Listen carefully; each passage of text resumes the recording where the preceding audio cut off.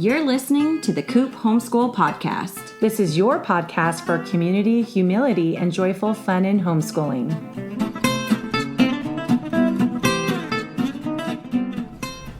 I'm Mandy. I'm Jessica. And this is The Coop.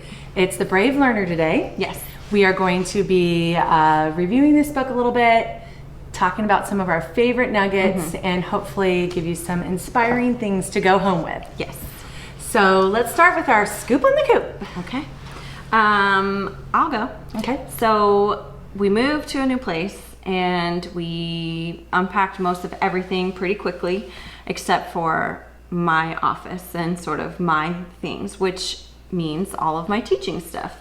So I was unpacking that yesterday and I came across all my preschool curriculum stuff. Aww. Yeah. And so it was just really sweet. We had all those wipe-off books and tracing things, and I was like, oh, I used nostalgia. Yeah. And then, should I have that out now? And then I started having to think like, okay, he just had his 3rd birthday. And then I was like, oh, I can still relax. It's just here. And seeing it and knowing that it's there was just kind of exciting, and to start thinking about the things that he'll show his readiness for and that I have for him when he does. You know, so right now he likes to set up pretend workstations on his desk, and that's great. Or play cars or trains while his big sister is doing her work, but he knows how to keep himself occupied. Yeah. So one day he'll want to do book work maybe, and I'll have that. Yeah, fun. It's so nice when you have the stuff already there. Yeah, and I forgot all about it. Yeah, fun. Yeah. Okay, so we've been setting up my kids' website. Yes. So it's Kids Etc. and it's we bought it for them for Christmas. Right. So finally logged in and started my daughter, my 8-year-old especially, started building her web pages. Yeah. And she's very excited about that. And so we've been editing her books that she's written on Canva, and she's been uploading those. So that's awesome. So yeah, it's not live or anything now, but I said you need to have like the site pretty much put together before it will go live, and then we'll blast it. Right. That's super exciting. Yeah, and now my daughter Maisie is now making her videos. She's made a couple, and then she has a whole list of 12 more ideas that she's going to be doing. So it's just fun. Like, we're moving forward with their interests in that. So yeah, super awesome. All right, so let's go to The Brave Learner by Julie Bogart. The Brave Learner, Finding Everyday Magic in Homeschool Learning and Life. So just a quick overview first, and then we'll jump into some of our nuggets. So great. What I love about her first line, or her first quote in the book, is by Dorothy from The Wizard of Oz. There's no place like home. That's awesome. And that is basically her message in the book. Yes. There's no place like home. And to make your home that it's a no place like home place to be. And so making room for surprise and mystery and adventure, and having an enchanted time together. Yeah. So the author had homeschooled her 5 kids, and they're now all grown. And I kind of see her as like a mentor mom. Yes. You know, one from a book. Right. And that's basically what this is. It's not like she has like a PhD and has done a bunch of studies. It's just like the rest of us. Right. She's no different, except that she's done it already. Right. So she has some tried and true methods, some fails that she realized, we got to go a different direction. And she talks about all that in here. Yeah. So the foreword is done by someone we both love. Yes. Susan Weisbauer, who wrote Story of the World, and Well-Trained Mind. Yes. Which is a book I've been wanting to read. And she's a big advocate of classical education. Yeah. And I'll just quote from her introduction. She says, "We can't create a love for education. And what we need to do as parents is to adopt conditions for that magical eruption of passion to occur." So she says she wishes she had this book when she was homeschooling and raising her kids, but they had kids at the same time. Right. You know, they're more like peers. Yeah. She said this is basically a primer on how to be present in the moment, how to find the immediate joys of life, and in the midst of our daily labors. And so I love it when other names like the book too, and have good things to say about it. And even Wild and Free has a good review on it as well. So it's definitely within the lines of people we like. And this book blew up all over Instagram like a year ago, or maybe 2 years ago now, a year and a half ago. Yeah. And I remember seeing it. Everyone was posting about it. So I was like, I have to get this book. So I ordered it through our school, because our school charter will give us teacher development. And took me about probably like 8 months to read it. Right. But you took it everywhere. I took it everywhere. Everywhere. Yeah. There's even tears in the front cover, because I was at the beach, and when I went on a walk with the kids and came back, the birds had been snipping at the book. Isn't that weird? Oh, that's really weird. They were covering our stuff, and they were on the book. And the book was like laid open. I mean, this has been thrashed. Well used. Yeah, well used. And then I underline every page. Right. So yeah, it's kind of funny. But so I've done it in little bits and pieces, but since all the there's so many little chapters and segments, you can easily read through it, a couple minutes every night, and then eventually get through the book. And then you read it. Yeah, I did the audio version. So I borrowed it from the library because I have my own hard copy as well. But I'm much better at being able to get through books when I can listen to the audio version. So Totally. I borrowed that from the library. So I only had 14 days to listen to it because it was in high demand. So once it was my turn and I had it, I was powering through it. Oh, totally. And so I read mine all at once, but it was near the very end of your reading of it. Yeah. So we kind of ended up finishing the books at the same time. Well, and what I love about, what I'm really realizing I love about doing the audiobook is, yes, you get it done faster, but also you get it more in like cohesive reading. Yeah. Whereas when you spread it out over 8 months, it's like, wait, what did she say 4 months ago? Right. I know I liked it, but I can't remember. So it's really nice if you can do something like that and get it in and see her overall vision and everything that she's saying. You see the parts for what they are. Right. Okay, so there's a introduction quote by Hans Christian Andersen. The whole world is a series of miracles, but we are so used to them that we call them ordinary things. And that is basically the theme of our book. Right. Let's turn the ordinary into magic. Right. And let's see things that are there for real and not just pass by them. Like the driftwood at the beach. Like, I've been collecting driftwood at the beach because I'm like, this could be an art project. But I used to just walk by it. Right. And I mean, this book didn't make me do that, but I mean, now that I have kids, I am seeing things differently. And that's what's awesome about having kids, but then also homeschooling. I mean, I'm sure you pick up stuff and save stuff. Like you've said, I can't get rid of any craft stuff. Yes. Yeah, I'm not sure that makes it very magical necessarily. That's right, yeah. But when the right thing occurs, I've got stuff for it. We tend to save things that were magical to us. So depending on how they came to us, like, I think my mind just sees it different. So what I see is that ended up being a magical thing that we just did. Yeah. And then, I am more likely to save something to remind us of that. Yeah. Yeah. And just being present, it talks a lot about that. So, and she talks a lot about a paradigm shift. Yes.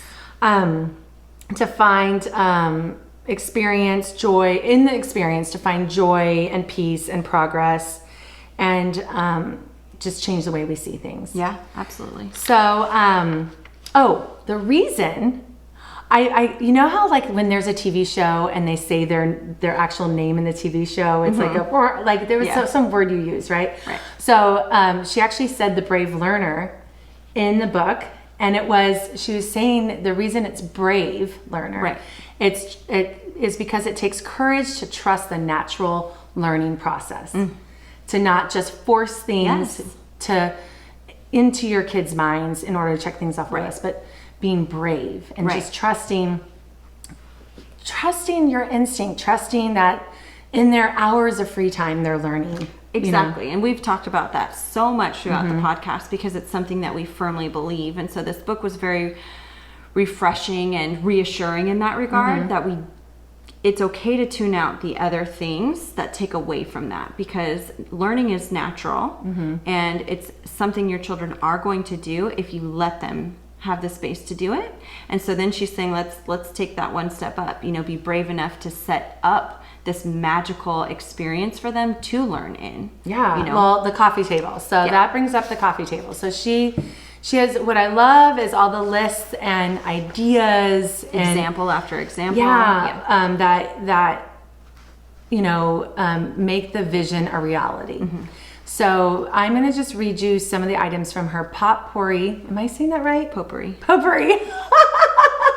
That's how I'm not good with learned words. It my whole life. Yeah. Her potpourri of possible coffee table items. So she says, the kids go to bed, and if you have like a coffee table or whatever, right, set it up with some of these things that they don't normally have access to or whatever. So art supplies, abacus, calculator, Lego kit, blocks, picture books, puppets, tangrams, I guess they're called, a board game, a video game, pickup sticks, jacks, a deck of cards, felt, scissors, embroidery floss, brain teasers, potting mix, clay, puzzles, origami, maps, stickers, poetry, a Rubik's Cube, and there's more, yarn and knitting needles, and just things that might pique their curiosity. Yeah.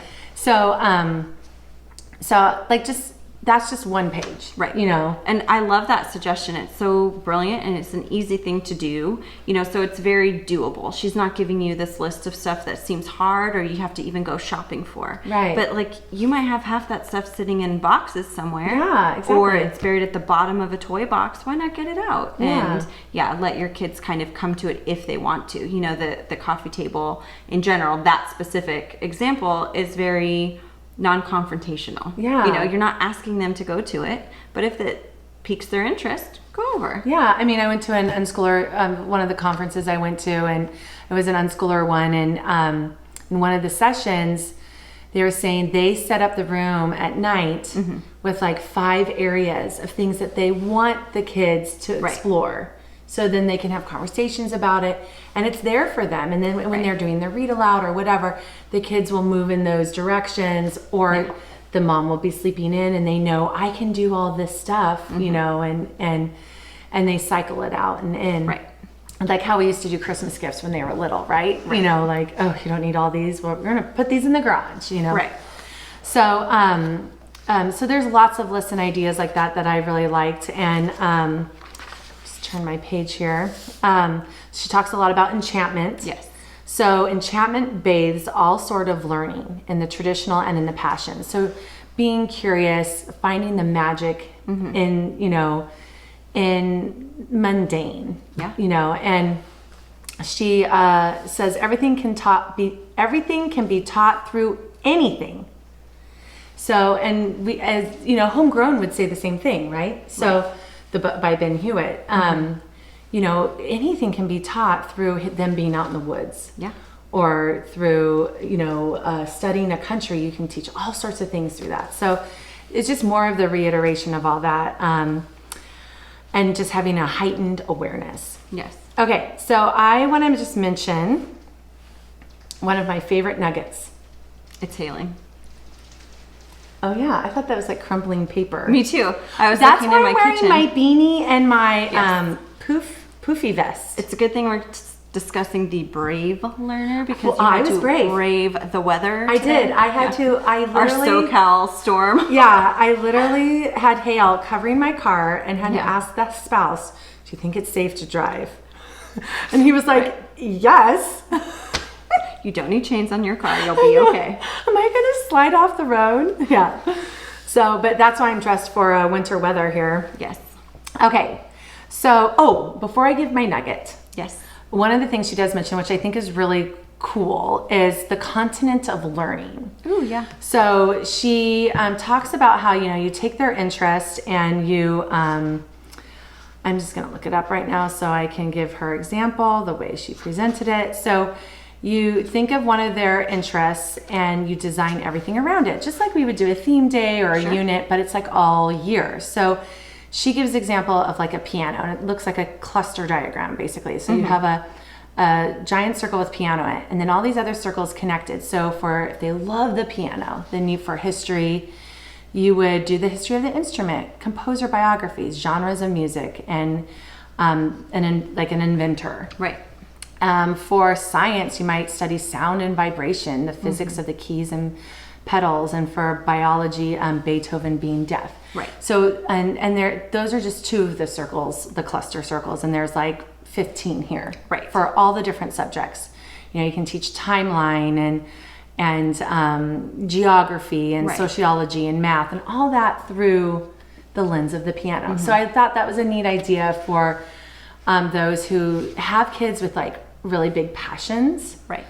And it does take work, like just knowing for me, I don't know that I'm going to sit down and do all that work. Now, if there was like some kind of curriculum that was all based about model trains, Right. I'd be like sold, Right. you know, but there isn't. So, you know, there might be a unit study, but not something I can approach the whole year. So I would definitely have to have a big, and the thing is, that's just one of my kids. So the challenge comes to, if you're going to do that, like, am I going to have my other kids go through in our one room schoolhouse, learn everything through the lens of a model train? Right. So it'd be nice to find a passion all three of them have and try something like that. But anyways, I thought the term continent of learning was a really cool idea. Great. Okay, now to the nuggets. Okay. So I would say I loved her whole thing about setting the scene. So at the end of every chapter, she said like stage the home. But so in essence, it's kind of like that. But this is more like, how do you say that word? Hygge? It's Danish. Yes. It's Danish practice of coziness. Right. And I think it's mentioned in Homegrown as well. Right. So the idea is creating the environment in the home with regards to light and color, fragrance, food, cuddling, you know. So light and color, candles, lamps, twinkle lights, tea lights. Fragrance and sound would be like if you are making cookies or light a candle or use your oils, and music. And then for sound, music from favorite movies or nature sounds, food, warm tea, dried fruit. She mentions giving the kids 1 square of chocolate. That would be and something that you really want to like have this magical moment. Everybody gets one. My kids would like die to get 1 square of chocolate, you know? Totally. So, and then like cuddling, you know, have the mountains of pillows, you know, that you can sit on them with. I prefer like my bed, and they love my bed. My bedroom actually looks like a boutique hotel. Right. Since we redid it. Right. And they say that. They're like, I love that it looks like a hotel in here. And I was like, that was the goal. Like nothing else around except like the furniture and one thing, right? And their rooms are cluttered with all these toys and stuff. So they love to come in my room and cuddle on the bed. That's sweet. And, you know, we're reading Diary of a Wimpy Kid right now out loud. So, yeah. So that was a nugget that I really liked. Yeah. Should I go on to the second nugget, or do you want to? Why don't you go on? Because it's more consecutive. So Okay. for anyone who wants to read this book or who's reading it, you know, this will be kind good. of in consecutive order. And right after she talks about that, then she goes into poetry tea time. So we've done a number of poetry tea times, and I first learned about it from the Brave Learner. It has blown up all over Instagram, especially last year, but I wonder if it all came from the Brave Learner or if it was just like, she has a book on it called like, did I write down? Yeah, the Poetry Tea Time Companion. So I'm not sure what that book entails, but I saw people were buying that one as well. Right. So what I did was I followed her list of ideas and said no academics whatsoever. So I did try that the first time, and it didn't work. It got boring. They're waiting for their tea because I'm teaching them. I made a little activity book about Shel Silverstein, and it's like, oh, I should have done that in the morning. And then for poetry tea time, their daddy was joining us, you know, like, and it was like before we were going to have dinner. So, but anyways, we've done it numerous times since, and we always do Shel Silverstein. You just put a bunch of books on the table and you say, pick some poems or pick one poem and we're going to read aloud. And Shel Silverstein is definitely the preference versus like nursery rhymes. And I have been buying up poetry books from used bookstores. Nice. Like the one in downtown. Yeah. But that's like never held interest for them. So, so we do Shel Silverstein. It's hilarious. That's awesome. But you can do any kind of theme, you know, you could, especially as they get older, you could choose a theme or just keep it a free for all. And something I did add that is academic, but they don't know, is they were so excited. We made the mason jars of each parts of speech, and they put their little words in it. So they love, we have each of us draw out of each of the parts of speech, and then you have to use those words to make a poem. They love that challenge. That's cute. And they come out really funny, and you just do it right there off the cuff. Like, you don't go and Right. write it all out. You just are like, okay, I'm forming the thoughts in my mind. So, Yeah, so cool. and they want to keep going with that. And Marcus and I are usually like, oh, we each did one. We're good. Like, but, she talks about in her book where her kids went on to college, brought it into college with them, That's so and it was a funny. regular thing. They're making their friends do it. Yeah, I know. It's like it's such a neat thing to know, and for the author to know, like, wow, that was such a magical moment that they're replicating that even when they leave home. Like, how cool if there's something that we can do in our home that they want to repeat with their friends or their future families. Yeah. So, so those were my two biggest nuggets, I think, that I brought home with me. I mean, of course, all the lists and everything helps me too, and refocuses me and reminds me. But what about you? So I really liked towards the end of the book, she really gets into what she calls breaking the spell and rekindling the magic. And so she really kind of touches on some of the things that tend to take away that magic, and the things that we often need to reframe in our minds, but be aware of always. And so I liked her quote at the beginning of part 4 as well by John Bradshaw from Healing the Shame That Binds You. I actually read a book by him in my Master's of Ed called The Family, and I loved it. Yes. Yeah. To truly be committed to a life of honesty, love, and discipline, we must be willing to commit ourselves to reality. And so in the beginning of part 4, she goes on to tell the story about this woman who kind of came out and shared this really big kind of secret of hers, which she was a hoarder. Oh yeah, that's right. In her house, like, there was no space to do a math worksheet, but she was, desperately wanting to homeschool, and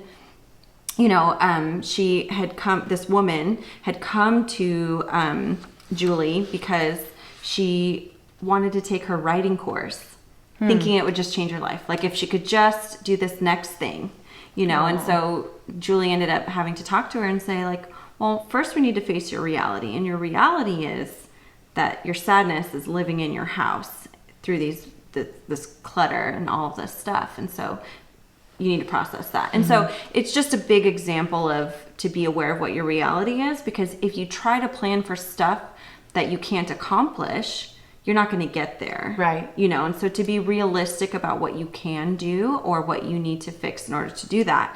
And so then in this first chapter in part 4, she's talking about education is an atmosphere, which is something she pulled from Charlotte Mason. And education is an atmosphere. It's not a house. So you have to create an atmosphere where your kids can learn, and that's really important. And she talks about saying how children feel at home has everything to do with how well they're educated. So if your home isn't conducive to learning or doesn't feel safe, and or a place where they can explore, they might not get the education that you're dreaming of for them. Right. And so you need to see what's in front of you and be realistic. So instead of, so I think it's a great way to end all of this talk she has about magic, because that alone is not going to save you. Right. If that has inspired you to go and completely change everything you do in homeschooling, be careful, because if you aren't rooted in reality and can't see these other kinds of things that take away that atmosphere of learning, then perhaps that's what you need to focus on first, and then you can invite in the magic. And so I think it's just a really big conversation she has at the end, and kind of a grounding moment, Yeah, no, and a lot of the, I don't know if I want to say problem, but a lot of the change that needs to happen is not necessarily, how much stuff we have or whatever. sure. It's ourselves. Oh, absolutely. So, I mean, that's what they say in all marriage seminars and everything, right? Like, Gotta look at at yourself first, Yeah. right?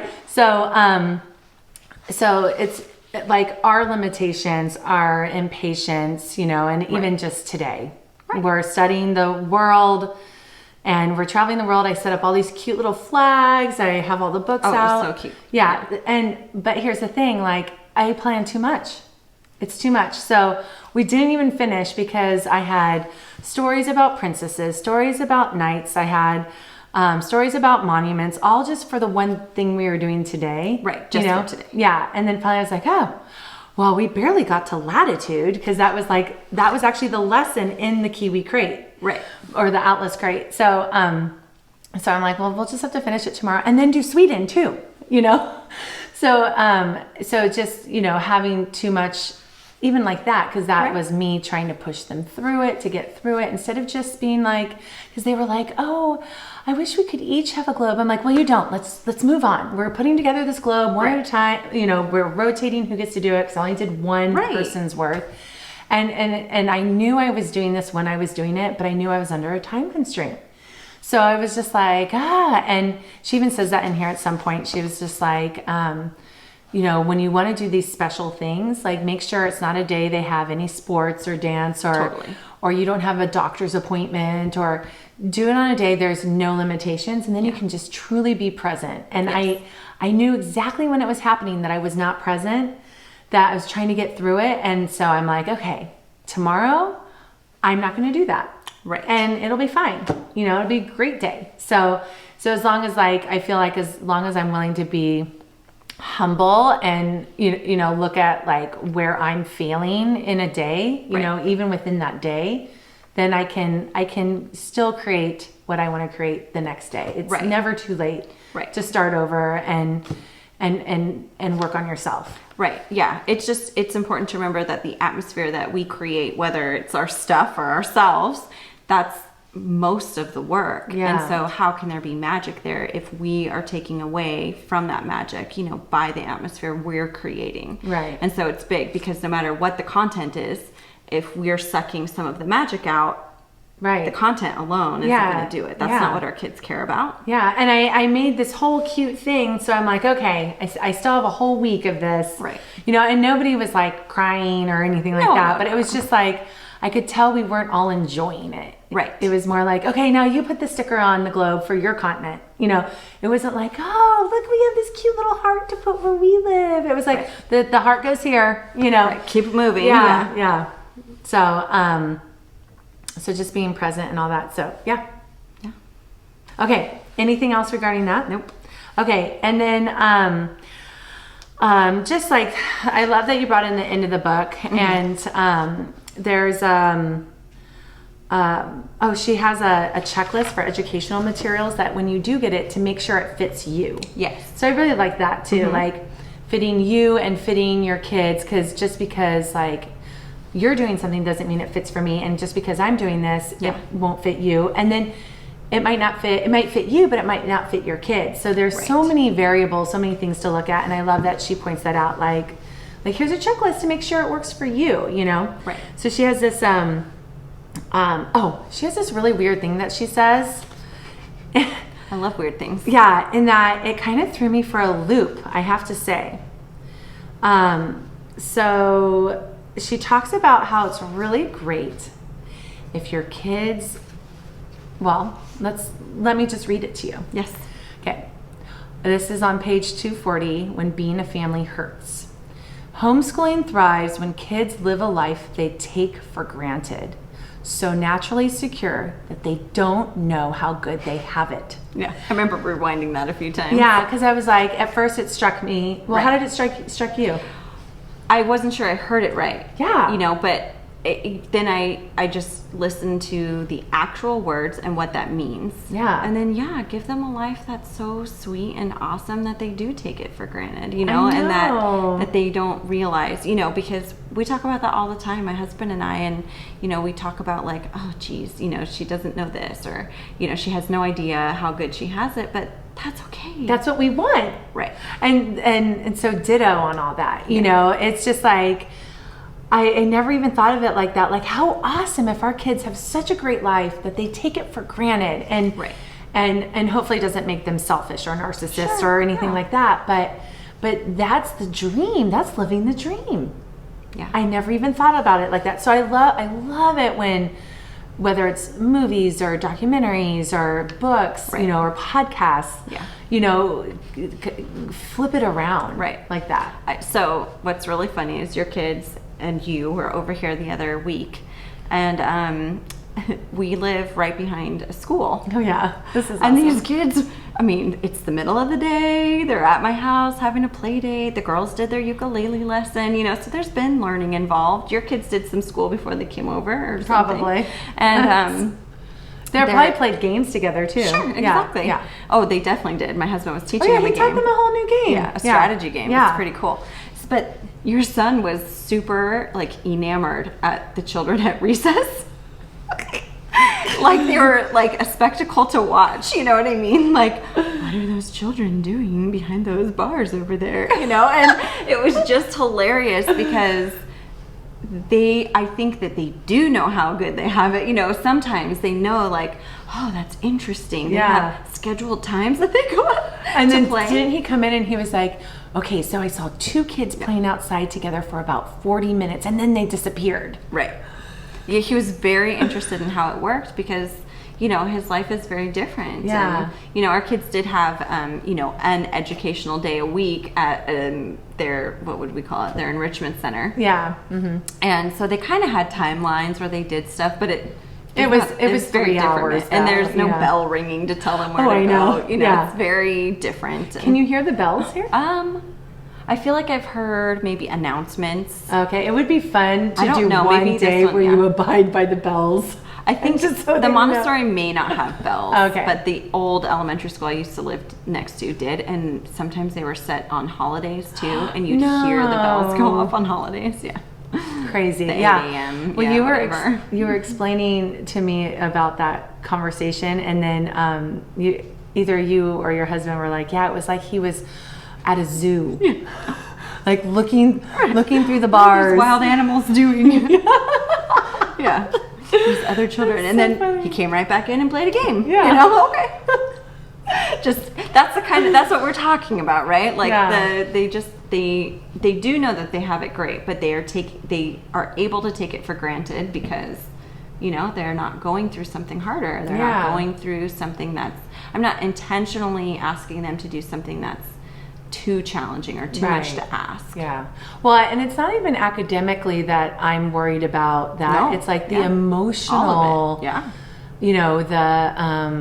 The 8 hours of potentially being bullied by someone Sure. or being the bully, or the 8 hours of not knowing a soul for the first couple weeks that they start a new class. I mean, I can't even imagine. I mean, yeah, I'm sure that builds some strength and some grit in a different way, but I don't know. I feel like the homeschool kids that I've met that are grown don't lack grit and strength and security. No. You know what I mean? Yeah. So they were able to come about that not because they had to, but because they were able to in a safe and encouraging environment. Yeah. And, along those same lines, imagine kids who like to dive into tasks, kids who have long attention spans and want to spend time and constantly have this bell telling them, nope, time to move on, nope, time to move on, Yeah. nope, and that's just not conducive to everybody's version of magical learning. Right. Yeah. Yeah. I mean, when you think about it, I was just thinking we were watching dogs swimming today on YouTube. Perfect. That was how we started off our school time. Perfect. Yeah. And I was telling them how we used to throw our dog in the pool to kind of give him a bath. Right. And no matter how he landed, he would start paddling and Right. turn towards the stairs to get out and get over there. So I was just thinking of that when you're like some people get thrown into the pool, Right. not even knowing if they can swim and where the ladder is, and then some kids get swim lessons and Right. get the training and everything of how to deal with that hardship. Yeah. And can become really great swimmers. Right. And the other ones could too. Right. But it's much more like traumatic and unnecessary. Right. And, I think that this idea of the able to take it for granted, they know where their strength comes from too. They've had a home that's always been secure for them. And so they have a really good foundation of what strength looks like and what commitment looks like. Maybe they wouldn't have been able to articulate it until they go through something hard or choose a harder path. But I think it becomes very obvious to them that there was sacrifice involved in these other things, and it was a gift to them. I don't think that most homeschooled kids don't look back and think of it as, a terrible experience, Right. or the things that they are now not capable of doing. Yeah, well, I you think they started feel more interviewing empowered. Yeah, people, and you may have one or two that come back and say they it wasn't right for them. Yeah. Yeah. But I don't know that I've met a homeschool kid or adult say that they wish they hadn't been homeschooled. Yeah. And I strongly think that the negative responses to homeschooling may have a lot more to do with the atmosphere in their home, just based on what I heard. However, I also interviewed siblings and they had very different experiences, but it's possible that there were other factors. Yeah. All right. So I just want to, there's this other really great, there's two quotes I want to read. One is, when the tears come, the lesson's done. And then here's another little thing for that. When the tears come, it's time for love. Yes. So I need to tattoo that on my wrist. Because I definitely fail at that. When the tears come, I'm like, all right, no, we can push through this. You just have the rest of the page, because I'm an endurance swimmer, right? Right. You can push through this. You can, and it's like, maybe I just need to give them some love. Right. You know what I mean? But that's not my go-to in my less compassionate personality that I am. So it's like, I need to put that somewhere, tape it to my table or something. Your mirror. I know. But I thought that was really good, and she's not saying people shouldn't do things that are hard, but No. she's saying by the time they're crying, you think they're going to learn? They're not going to learn. So I get very anxious and expect a lot of sitting still, which is something I really try not to expect. But it's hard for me. And then right now I have a 3-year-old attending all of the lessons who's talking constantly. Oh yeah. Talking. And so my brain is working really hard to not be anxious about the sounds. Because the sounds. We already talked about that one.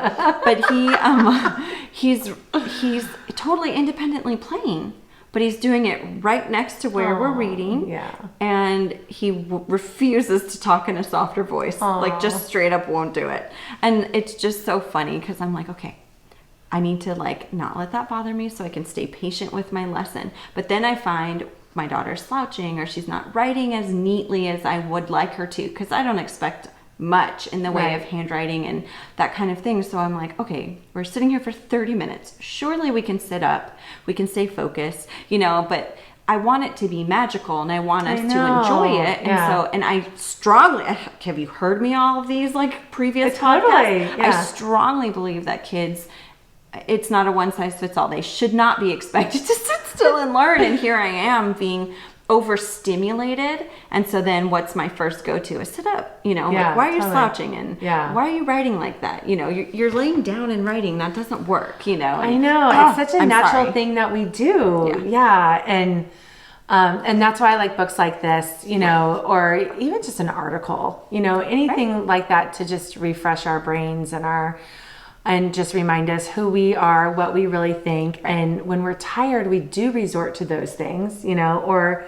like me, when I'm trying to get through something, I forget that they're a child even, and it's like, let's just finish the page. You have 3 more problems to do. Just finish it. Even if your tears are dropping on the page, so yeah. Okay. So I have a one last quote I want to read. So she's talking about how, can I just read the paragraph? Go for it. Okay. I don't want to explain it. By the time I do, I would have been done reading. Okay. Brave writer, which you'll mention in a little bit. Yeah. One brave writer mom shared with me that during a challenging season of life, she turned to our program to support her in teaching writing to her girls. The next thing you know, her unschooling community declared that she was not a quote-unquote real unschooler because she had purchased a curriculum to help instruct her children in writing. She wrote in a fit of brilliance, quote, "I wanted to say to them, we aren't unschoolers, we're us schoolers. We homeschool in a way that suits us." That's perfect. And that's basically what you and I have been talking about the whole time. Right. No matter what methodology or philosophy we pick, we do it because we're doing us schooling. Absolutely. Like what fits us and our kids and just our lifestyle in general. That's such a good one. We should go and change everything to us schooling. Totally. Because, I still think I fall somewhere between unschool and totally. eclectic. Yeah. And then just today I was on Facebook and I can't remember which group it was, but somebody was asking, how many unschoolers are in this group? And, and what does that look like? And then the first response that was highlighted for me to look at was, well, most of these responses are not real unschoolers. Oh, yeah. And as much as I love to think of the homeschool community being super supportive and special and unique, there's still people who are such purists that they're unwilling to like accept something different. Yeah, well, and it's like that for every philosophy, right? Totally. Oh, you're not really a classical model because you're not learning Latin and Greek, you know, or you're not really okay, fine, you're a right. Charlotte Mason because you're not doing copy work. Right. You know, so yeah, the us-schooling, let's do that, Jessie. I like it. We're us-schoolers. Yeah, let's figure out how to, and we'll give Bogart credit. Yeah, right. Actually, this woman, she didn't even write her name. Right. This woman gets credit. Definitely, I like that we're us-schooling. We're us-schoolers. Love it. Yeah. And yeah, just looking at this page again, it reminded me, like you talking about the last part. The last part is really nurturing. It's very good because it just reminds you, it's easy to talk about all this magic and there's tons of great ideas, but if you can't provide an atmosphere to make that work, then we need to figure it out. Yeah. I mean, because she even touches on like if you have depression or there's been a death in the family or whatever, like, you know, that's going to affect everything. Yeah. And you have to accept it, live in that reality, work through that. I mean, kids should see that, you know, to some extent at least, and be able to be there and support you and work through that. And then, and then when you look back, you might see it all as magical. Right. Because they went through something real. And you're not trying to force something because as we know, as soon as you are forcing it, it takes all the magic away. So even if you're just letting whatever happens naturally through those times happen, that's enough. Yeah, I mean, that's when I think I talk so much about loving what they learn in free time because it releases me from feeling bad about all the hours that I'm not engaging with them, or I say, I need to get something done. Like you were just saying, I know how you get anything done. Because I'm like, if you come talk to me, we're going to sit down with workbooks. Right. And then they're like, it's like we won't see you the rest of the day, you know? So, and they're old enough to do that. My 3-year-old's not quite there yet. Yeah. But in a couple years. Oh yeah. I'll share this later as my joy. So never mind. So that's all I have. And I really enjoyed the book. And it was great. It was fun to read, light. Yeah. You know, it wasn't all these big words I had to look up. And what I really loved is this book led me to look into The Brave Writer. Yeah, let's hear about it. Yeah, well, I haven't personally invested in it yet, but it's something I have on the back burner for my daughter who loves to write. Yeah. But she's kind of between levels or just sort of a unique writer for her age. And so it's hard to find this one-size-fits-all option. So I think it may be something where I'm going to take the course. So she offers a course to help educators become good writing coaches. And then, alternatively, she offers online writing courses. So your kids can take the courses, the age-appropriate or developmentally appropriate courses directly from her and her team online. So it's this great program helping the development of writing come along. So learning the appropriate times to kind of put different ideas in. So like the 5 to 8 range is considered the jotted down, you know, so even just like words, you know, and ideas, but to just start the idea of being able to write and not talking about answering workbook questions, but just to kind of free write. And then, the age bracket that Sophia would be in is the 9 to 11, and it's called partnership writing. And even as I was reading it, that description didn't really fit where she's at. However, the problem is she doesn't know all of that. It just doesn't describe the things that it wants to strengthen in them. And so it's hard to want to bump her up to like a 12. I know. So we're kind of in that weird stage because she still needs refinement on her writing or to learn different things, but not necessarily what that outlined. But without exploring further, that could have just been the overview and the simplification of what they learn. Well, it's like for Math UC, you know, when you're switching to a new curriculum, you don't know what the different curriculum's covering. Right. So I had my kids go basically back. Right. And and start, probably a grade level below if you want to do that. I don't know. Sure. Yeah. And then I just moved them as fast as they understood. If anything felt challenging, then I was like, oh, okay, well, we'll spend 2 days on it then instead of one. Right. And that's the thing. Every curriculum focuses on different things. Yeah. And so without exploring what is truly in each level, I don't know, if it's stuff, she's really comfortable or not. Is it very expensive? It's not very expensive. And so that's why I'm exploring the opportunity to maybe go through it myself. Yeah. And so then I would be able to kind of coach her through all the levels, which would be more expensive. Maybe you could do a training course for myself. Well, maybe you could also do it as like a co-op offer to the rest of us. And then we help defray that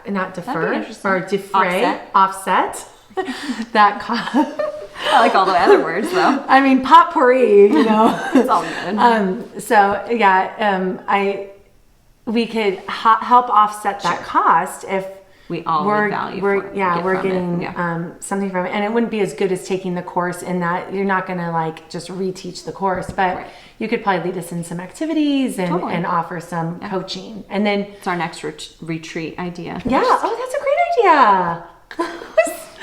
Anyway, so,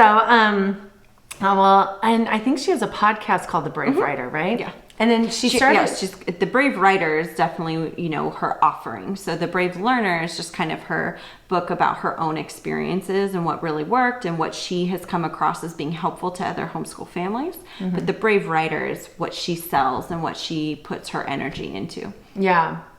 And I love it when a published author is teaching writing. Totally. Versus someone who just knows the skills and puts them in a workbook. Right. There's value in that. English major, Yeah, but the fact that like she's gone through the editing process a couple times, she's been with an editor, so that would really make sense for daughters like ours, right? Who might see this in their future, right? So. All right, so that was the Brave Learner, and I hope we did it justice. But if any of this piques your interest, be sure to check it out. Definitely. Okay, so let's talk about our joys. Okay. I'll go. Yes. Okay, so we have a habit or a practice of when an ambulance goes by, we pray for it in the car out loud. So it was really sweet. Or did I already talk about this? I don't think so. Okay. I must have told somebody the story. So. Okay. But it was really sweet because the other day when an ambulance was going by, usually I just pray out loud and I was like, oh, who wants to pray for the ambulance? And my 10-year-old son said, I will. Aww. And he wasn't like, I will. He was like, I will. Aww. And his prayer was just precious. It was so thoughtful and so sweet of who was in the ambulance, the people working on the person in the ambulance, and then the person's extended or family, extended family, and praying for comfort and hope and that they know Jesus, and it was just really sweet. Yeah, so it brought me joy. That's excellent. Yeah. Okay, so I alluded to mine kind of before, but what's been really neat is this particular week, my kids have come up with their own unique game that they like to play together. So it's hard because, my son is definitely getting old enough to kind of keep up and to play pretend. Mm-hmm. But when it's just the two of my kids at home, that's not always an activity that my daughter is as interested in. When we're with the cousins, that's fine, because they're all playing and so she gets more stimulation. Uh-huh. But when it's just her and her little baby brother, it's not quite as exciting to come up with a game. And they've totally come up with their own things in the past, but this was different level.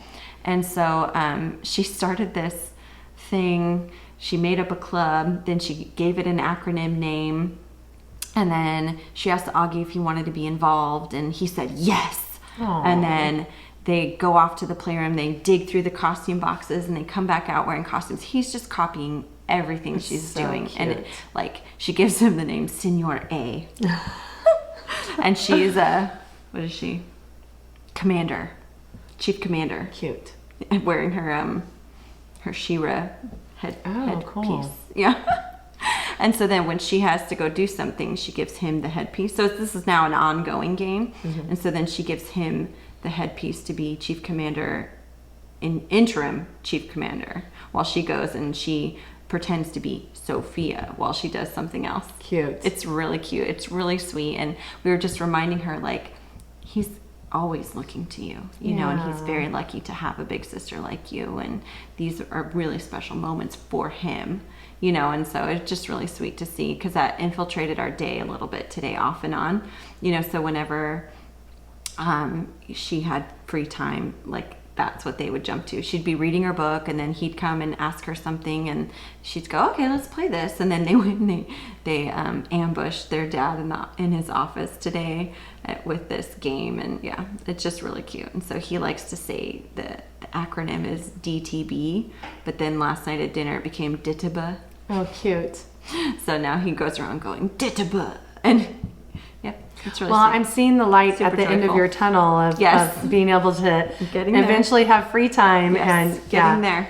Yeah, I always thought single child families don't know how hard they have it because the having more than one, they will eventually play together, and then you do have your own time, right? You know, but to have one that needs you to play the game with them all the time, right, you to do dress up with them, right? You know, that can be really exhausting, especially if you're an older parent, you know? And then even just being like asking the older sibling to help out once in a while, like, I just need to go and take a shower. Can you keep an eye on them? You know, that's a lot to ask of an 8-year-old, almost 9-year-old, but it's not so bad. You know what I mean? Like, now when they can play something and mutually enjoy that time, now it's easier. So of course that's when I was getting ready today, you know, so maybe someday I'll get time where I can read a book. No, that's fun. And then the joy, of course, what that brings. And, I mean, it's just sweet to watch them have their own relationship. This was not a game I suggested. This isn't anything to do with me or their dad. This was them together coming up with their own thing, you know. And so it's just sweet. I like to see that. And I just remember it would grieve other family members of ours that are older too always played together, but I was like, just wait. I know when our little one, she gets a little older, the girl, since my middle and younger are girls, they will eventually really connect. It's just not right now. And now that the youngest is 6, now we're seeing that. Now they are playing together actually more now than her with the oldest. And because they want to play the same games and with the same toys and, you know, with the same friends who are girls, you know. The phases are definitely interesting, you know, and I'm sure as soon as mine is more of a preteen, that'll shift again. You know, and Augie's only going to be, you know, 5 years old, and she might love having a little minion though, you know. We'll see. We'll see how he handles it, you know, because if he's an obnoxious minion, it may not be worth it. Well, all right. That's part of the magic, isn't it? Absolutely. All the changes, all the different stages of life. And we get to be there for all of it. Yes. Yeah. That's pretty cool. Yeah. All right. There's the brave learner.